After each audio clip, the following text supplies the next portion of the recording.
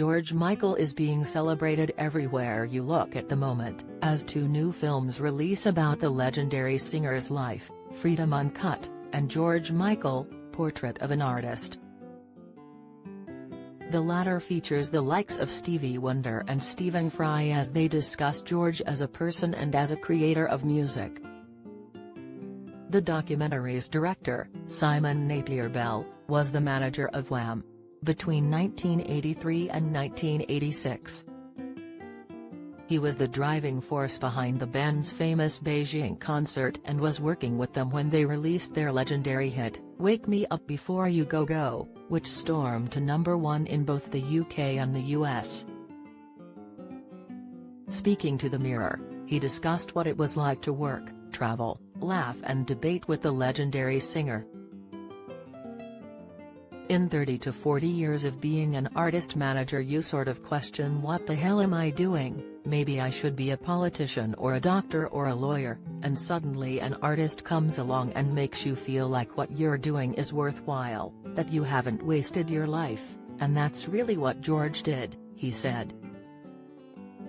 He made me feel like all I'd learned being a manager could be put to good use in a way to help someone express themselves.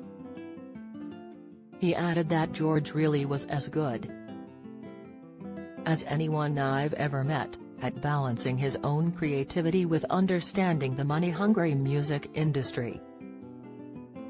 But he didn't just make life easy for the people he worked with. There are a huge number of fans who have found something in his music that made them feel better about themselves. A lot of them said that his songs were like therapy. That's why managing George felt better than anyone else I've ever managed. Napier Bell recalls a self-sufficient artist, one that could create moments of anticipation, brilliance and joy. As a manager, he took an awful lot of the worry about creativity away, and I was happy and confident with what he came up with. But that didn't mean the pressure didn't rise. After a period of not putting out any music as they parted ways with label Innervision, Wham! Was in the process of rebirth with new label CBS. That new record had to be a #1. It just had to be. We'd spent so much money and George had been out of the public eye for 8 months, he went on. I was worried because if it wasn't quite as good as it should be, it would be a disaster. He came round the house and put it on. And the first 2 words you got were jitterbug, and they were so perfect that I took the record off.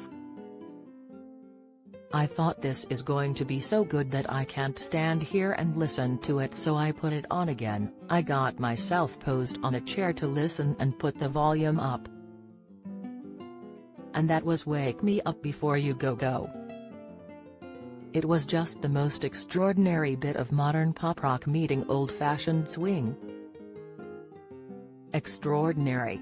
Simon's relationship with Michael ran deeper than just manager and client. They spent time together on the road and talked together how you would with friends. We argued, but in the way you argue with friends. We didn't always see eye to eye. He called me cynical. I said I was a realist. I thought he was quite cynical, said Simon. I remember a plane journey where we spent 6 hours arguing about who was cynical and who was realistic. I think that's getting on well. George was good to talk to, and their relationship wasn't about going out and getting drunk, but rather good conversations.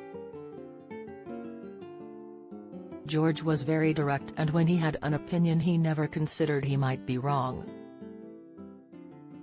He used to say, if I'm telling you something and you don't agree, it's because you're not listening properly. He really believed in everything he said. Something about George that continues to come up today are his famed acts of generosity, but Simon pointed out that this was also part of a pain he carried. He was very thoughtful. Some thought he was impulsive, maybe he was. He was cleverly generous. I didn't ever see him give money to charity in a wasteful way, he said. I think he felt he had more money than one should have and he lived very well. He helped a lot of people. He did extremely well, and why should anyone have more money than they need? And I think that played on his mind quite a lot, a sort of guilt. He was keen to help anyone he came into contact with who needed immediate help.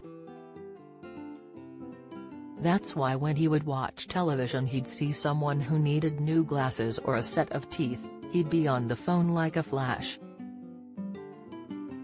But he knew he couldn't help everybody. He knew that when he did those things they were tokens, and I think that's what upset him, because even when we are generous it's still only token generosity because it's only going to help one or two people and not the whole world, and he had to live with that. Making the film, Simon recalls Stevie Wonder saying, "You can hear the pain in his voice. You can hear the cry." In Simon's eyes though, George was also playful, teasing and kind. The two were traveling together to America to record Careless Whisper. I'd said I'd be there first and I was a bit late and he had to defend himself against onlookers and was a bit touchy. When you're George Michael you shouldn't have to be at the airport alone. But he didn't want security and so it was just us to go together, he said. Two girls came up and asked for his autograph and I pushed them away. George said, "Don't push them away, they can come to have my autograph." Then, 5 minutes later a woman came up and said, "Can I have your autograph?" So I let her in with George and he said, "I don't want this, why aren't you keeping people away?" Then we got on the plane and they kept bringing us glasses of champagne. George said he didn't want his and I said give his one anyway. So I drank his too and he said, "I don't want to travel with a drunk, you're meant to be my manager and my protection today." But when the hostess came around a second time with fresh glasses, this time George said he would have one. So they gave him one and I took mine, and then when I'd finished mine he said, "I took it for you." That was him being nice, that was typical George playing a game. I had some very nice moments with George.